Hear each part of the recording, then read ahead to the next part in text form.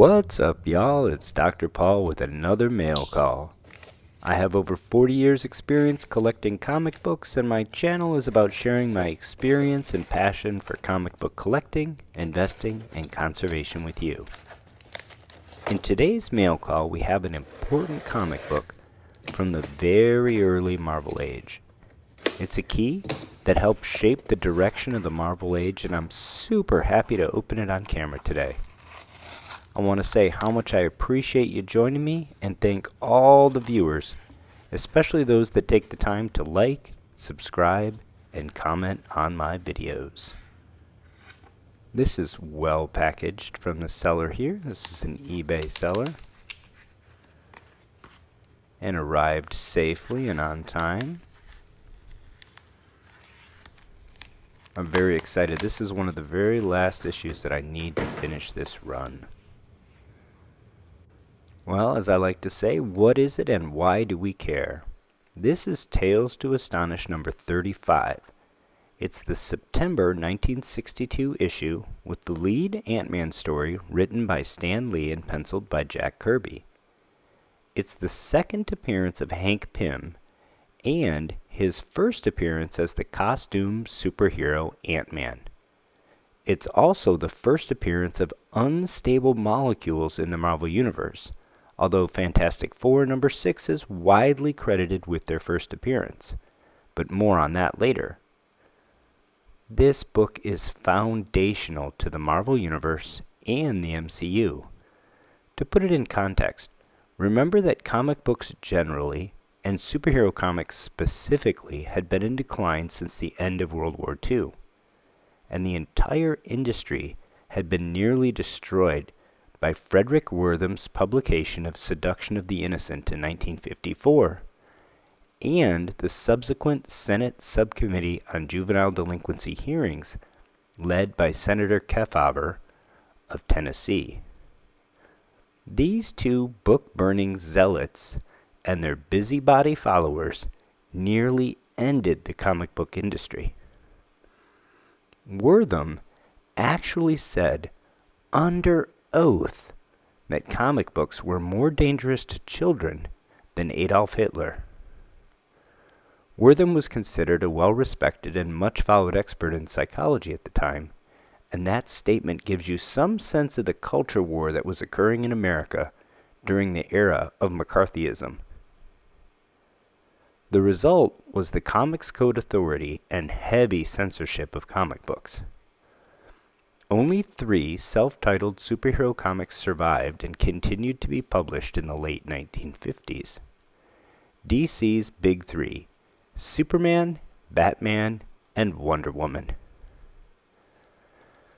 But from those ashes rose what we call today the Silver Age of comic books, which was kicked off in 1956 over at DC Comics, when Julius Schwartz, Robert Kanigher, and Carmine Infantino reimagined the Golden Age Flash for a new era with a new science fiction origin in Showcase Comics number 4. The Silver Age started with a slow burn, and it took years for DC to reintroduce a cast of characters and assemble them into a new Justice Society, renamed the Justice League of America, in Brave and the Bold number 28, which was published in March of 1960. Martin Goodman, publisher of Marvel Comics and Stan's boss, believed it was too risky to try to start new trends in the comic book business, but was happy to follow successful trends started by his competition.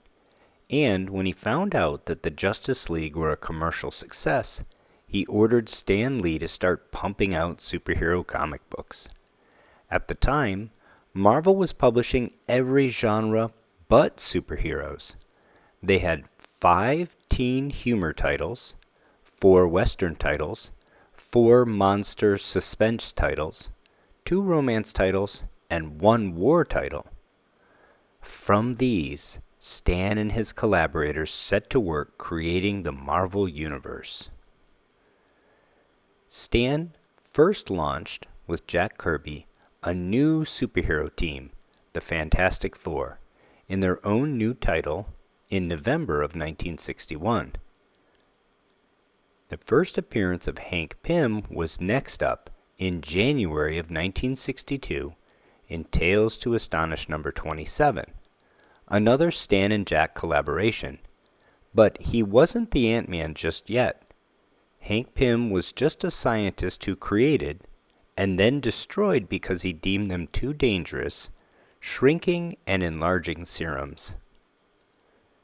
Stan and Jack then co-created The Incredible Hulk, published in his own new book in May of 1962.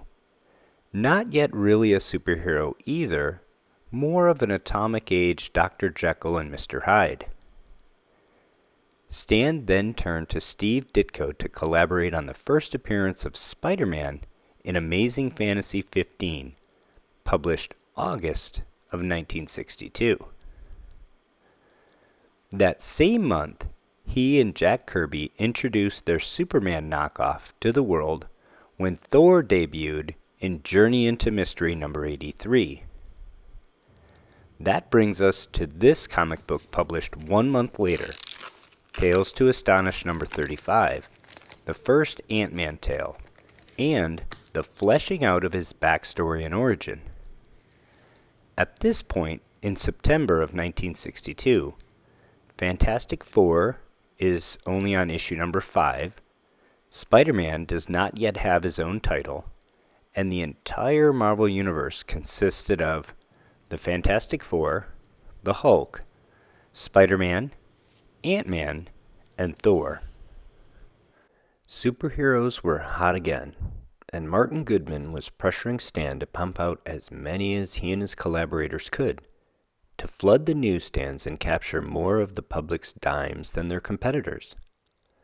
While they had many good new ideas for stories, and a few bad ones, it was easier to retread existing ideas that they liked than to create entirely new ones. Into that setting, they retread their Hank Pym story from Tales to Astonish number 27 and turned Hank Pym, scientist in a lab coat, into Hank Pym, costumed superhero. The cover features a really dynamic perspective illustration by Jack Kirby featuring Ant-Man in his magnificent new costume, his ant minions, and an armed antagonist. Notice the price circle? You know it's a really early Marvel Age comic book when you see the price circle. This was only used for the first year of Marvel superhero comics. From the comic book that launched the Marvel Age, Fantastic Four, in November of 1961 until January of 1963, after which they went to the price box that was carried with few changes through to the end of the Silver Age. The splash page gives us another view of Ant-Man and begins a recap of Hank Pym's first appearance from Tales to Astonish number 27, which takes Stan and Jack all of 6 panels spread between the first and second pages. I guess it's not that surprising given that his first appearance was only 7 pages long. Over the top of the panel, someone has written in pen, "Second of Ant-Man," in this copy to indicate it's Ant-Man's second appearance.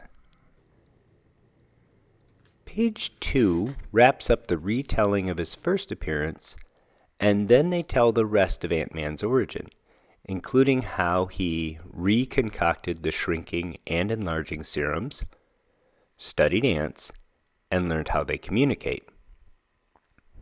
Page 3 has 2 panels about how his helmet allows him to communicate with the ants and how his costume will protect him from accidental stings or bites. And we're ready to get into his first adventure as a superhero. The rest of the page sets up the conflict with the antagonists, who are commies. You see, this is so early in the Silver Age that it borrows much from the end of the Atomic Age, when the major threat to America was considered the spread of communism. So, of course, the government set Hank Pym the task of developing a gas to make Americans immune to radiation, presumably in preparation of an atomic bomb attack from Russia. Once his formula is completed, communist agents rush his laboratory in an attempt to steal the anti-radiation formula. On page 4, Hank Pym, being a heroic patriot, refuses to give up his formula under threat of death, and the commies realize they'll never break him, so decide to raid the office in search of the information they need. Hank is presumably locked alone in his office by the commies, although that's not really explained, but I guess it's necessary to move the story along and introduce Ant-Man. Once there, Hank sets up a rubber band catapult for himself, takes his serum, shrinking in size, in preparation to shoot himself across the courtyard. He then does just that, shooting himself to an adjacent building in page 5, and shimmies down a thread to the ground where he can find an anthill and the allies he needs to defeat the commies.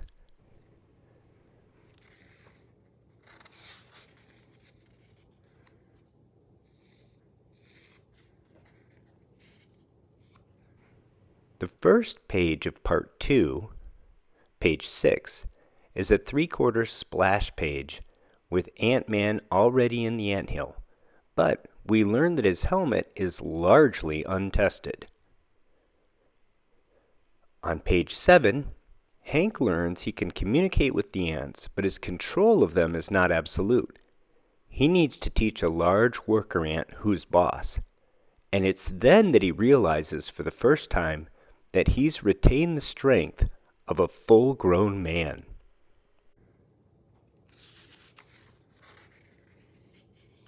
On the next page, which is page 8, it's reinforced that Hank Pym has an uneasy alliance at best with the ants. One of them bites him, and he's protected by his suit, which we learn is a steel mesh made of unstable molecules so it can change size with him. And that's where I discovered a really nifty aside. All of the online sources I could find list the inventor of unstable molecules as Reed Richards, and the first mention of unstable molecules as Fantastic Four number 6, with a cover date of September 1962, and with an on-sale date, according to the Grand Comics database, of June 12, 1962. But here, in full color, is the first mention of unstable molecules in Marvel Comics, presumably invented by Hank Pym, as he's had no recorded interactions with Reed Richards or the Fantastic Four at this point in his continuity, and it's stated explicitly on both page 3 and here on page 8 that Dr. Pym designed his protective costume himself. So, I'm pretty sure the comic book community has this one wrong, and the first appearance of unstable molecules in the Marvel Universe is here in Tales to Astonish number 35, with an on-sale date of June 5th, 1962, 1 week before they're mentioned in Fantastic Four number 6, and that Hank Pym invented them independently of Reed Richards. I'd love to hear from Marvel historians on this point, though. Back to our story. The rest of page 8 has Hank landing a judo blow on an unruly ant to keep it in line before turning up the impulses on his helmet to gather the ants to do his bidding. Then, on page 9, he has to overcome a stag beetle on his way to regaining entry to his laboratory with his ant army. The commies have tied up all of his assistants and have nearly gathered up all the papers and prototypes they need to recreate the anti-radiation formula, and they intend to blow up the lab and everyone in it to cover their tracks.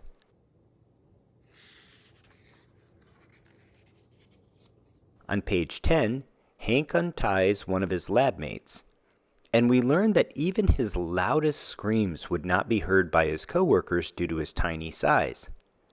A fact that is conveniently forgotten later when Stan figures out it's very difficult to write engaging stories when your protagonist can't communicate with anyone other than ants while he's superheroing.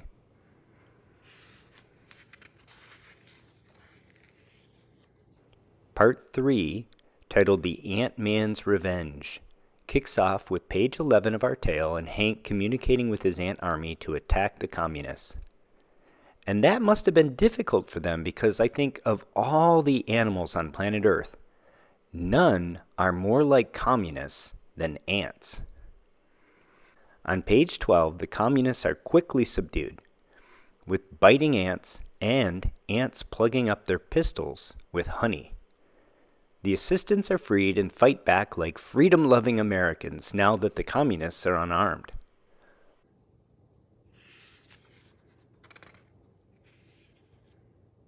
The last page of this 13-page lead feature has Hank ride an ant back to his lab, where he resumes his normal size, changes back into a lab coat, and joins the others.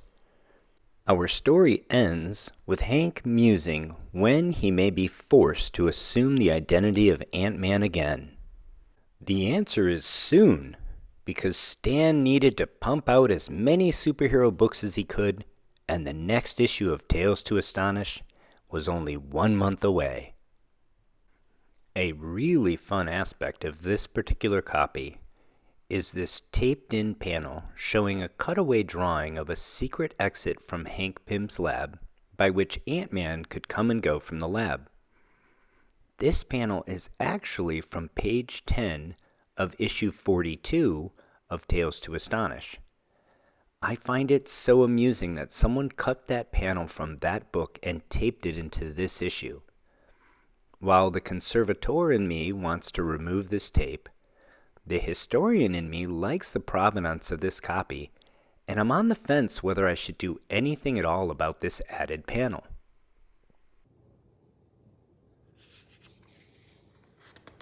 There are 2 backup tales, owing to Tales to Astonish being an anthology series featuring sci-fi, horror, or ironic tales. The first is titled Doorway to Nowhere, is credited to Stan Lee and Steve Ditko, and is 5 pages long.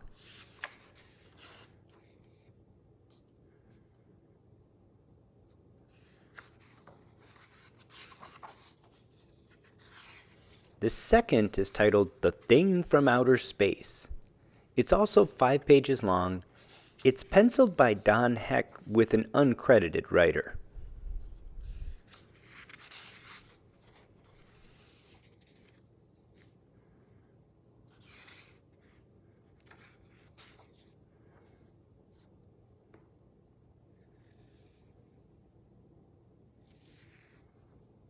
The back cover is in nice shape, but does have a name, Hobart, written in pen along the top.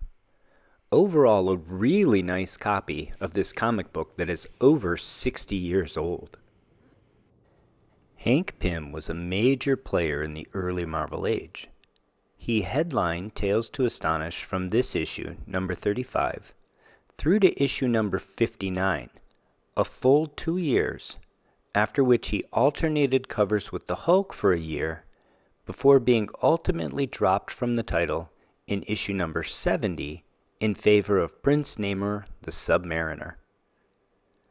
During this run, the Wasp joined him starting with issue number 44, and he became Giant Man with issue number 49.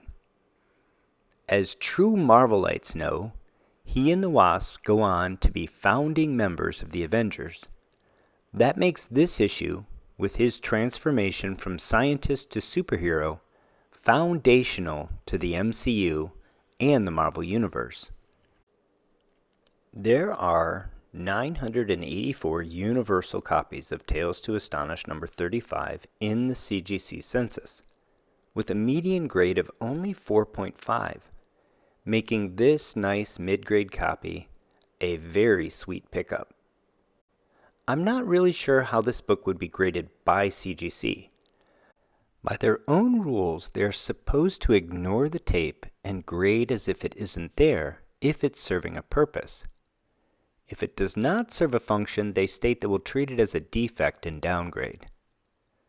Well, what cooler function could tape have than adding a bit of Jack Kirby flair to a comic book? The interpretation of their grading stance aside, otherwise this copy appears to me to be about fine. A CGC 6.0 has a fair market value of $1,350 plus shipping and taxes, with a record high of $4,500 plus shipping and taxes set back in August of 2021. So imagine my surprise and elation at seeing this book offered on eBay for $450 plus $5 shipping. After taxes, I had it in my hands for a total of $492.54. I consider this to be one of the best deals I've gotten in 2023. I'm just so pleased with the condition and the importance of this book, coupled with the neat added panel from Tales to Astonish number 42 that perhaps Hobart himself taped into this comic book 60 years ago, for who knows what reason. I hope you enjoyed this video on this early Marvel Silver Age key, the first appearance of Ant-Man in costume, and the first appearance of unstable molecules. Who knew? We need to get the word out and update all of the wikis. Anyone else have a copy of this book?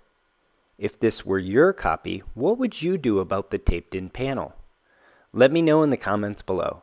If you enjoyed this video, please hit the like button and subscribe to the channel. And until next time, happy hunting and take care of one another.